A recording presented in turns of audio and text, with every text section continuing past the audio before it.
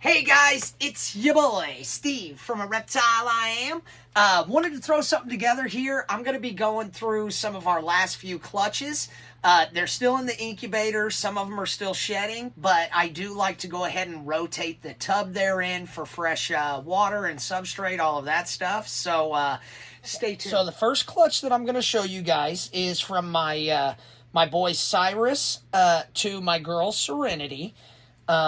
And this is Mama Bear right here. This is our girl Serenity. She is a pastel butter red stripe yellow belly clown. Really pretty. And you talk about an amazing, amazing looking animal as a baby. This was one of my absolute favorite snakes when I first snagged her up. Okay, so here is Dad. This is our boy Cyrus, a wacky visual paint that we picked up. Super, super cool.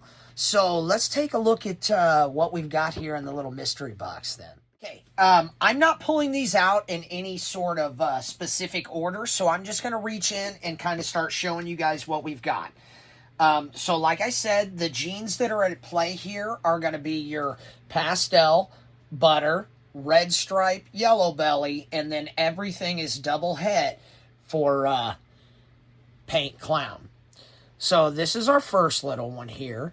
Haven't done any sexing on them or anything yet. I do like to wait. Really, really pretty along the sides here. I haven't ran the red stripe in the butter stuff yet, so I'm not able to come straight out and tell everybody what we're looking at, but I do believe this one here to be a butter yellow belly on this one. And the reason I say that is I believe this one to have red stripe. Now, this one also has pastel, but the differentiation in the color, it's hard to explain. But like especially in this one here, these ones are just a little bit different. Now this one hit on the pastel and this one did not, and you could tell by the overall head stamps on them. But I really, really like the appearance of what this did on the outside. Super, super pretty.